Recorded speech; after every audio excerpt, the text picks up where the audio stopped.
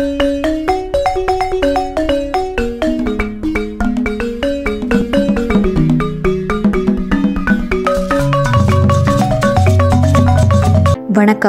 வளையோசை சேனலுக்கு உங்களை அன்போடு வரவேற்கிறேன். இந்த வீடியோவில் இன்றைக்கி நம்ம பார்க்க போகிறது கொத்தவரங்காய் பொரியல். இந்த காய்க்கு சீனி அவரைக்காய், சீனரைக்காய், கொத்தவரங்காய் இப்படி பல பேர்கள் இருக்குது. இன்றைக்கி நம்ம இந்த சீனி அவரைக்காய் வச்சு ஒரு சூப்பரான பொரியல் சிம்பிளாக எப்படி பண்ணலாங்கிறத பார்க்கலாம். வீடியோக்குள்ளே போகிறதுக்கு முன்னாடி நம்ம சேனல் வளையோசையை நீங்கள் புதுசாக பார்க்குறதா இருந்தால் என்னுடைய மற்ற வீடியோஸையும் செக் பண்ணி பாருங்கள். உங்களுக்கு பிடிச்சிருந்துச்சுன்னா சப்ஸ்கிரைப் பண்ணிக்கோங்க, பெல் ஐக்கானையும் ப்ரெஸ் பண்ணிக்கோங்க. ஃபஸ்ட்டு இந்த சீனி அவரைக்காவை நல்லா வாஷ் பண்ணிவிட்டு நல்லா பொடிசாக கட் பண்ணி எடுத்துக்கோங்க.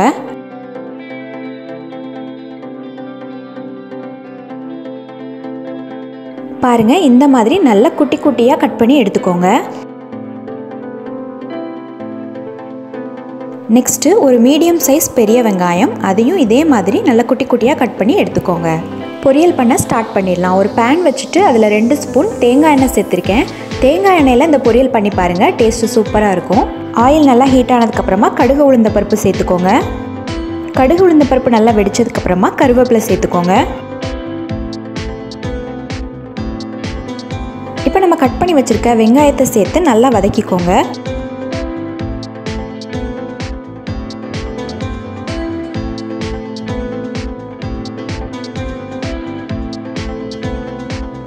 வெங்காயம் நல்லா வதங்கினதுக்கப்புறமா இப்போ நம்ம கட் பண்ணி வச்சுருக்க சீனி அவரைக்காவை சேர்த்து அதையும் நல்லா வதக்கிக்கோங்க.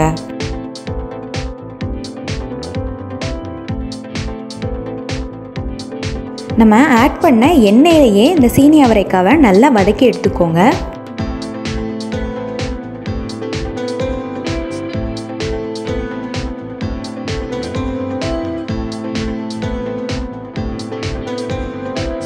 இப்போ தேவையான அளவு உப்பு சேர்த்துக்கோங்க.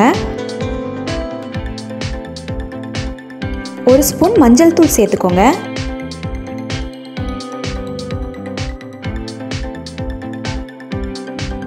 இப்போ இந்த சீனி அவரைக்காய் வேகிறதுக்கு கொஞ்சமாக தண்ணி சேர்த்துக்கோங்க.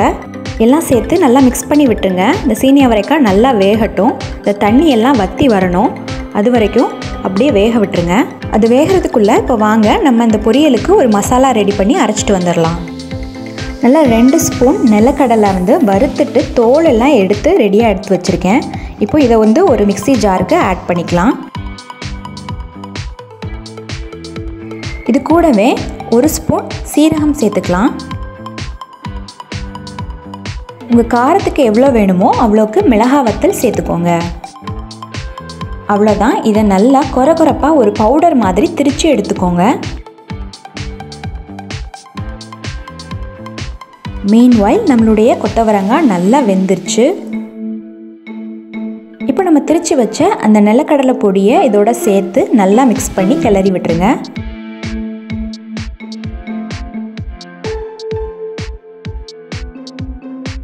ஃபைனலாக தேங்காய் துருவல் சேர்த்து நல்லா கிளறி விட்டுருங்க.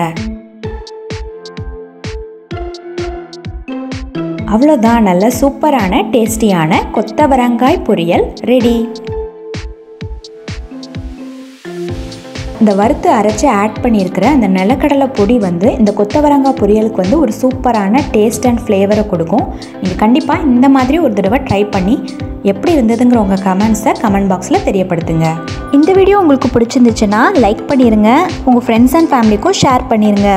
தொடர்ந்து நம்ம சேனல் வளையோசையில் வர வீடியோஸ் எல்லாத்தையும் நீங்கள் மிஸ் பண்ணாமல் பார்க்கணுன்னா நம்ம சேனல் வளையோசையை சப்ஸ்கிரைப் பண்ணிக்கோங்க. பக்கத்தில் இருக்க பெல் ஐக்கானை ப்ரெஸ் பண்ணி ஆல்ங்கிற ஆப்ஷனை செட் பண்ணிடுங்க. அப்போ தான் நான் போடுற வீடியோஸ் எல்லாமே உங்களுக்கு நோட்டிஃபிகேஷனில் தவறாமல் வரும். நன்றி.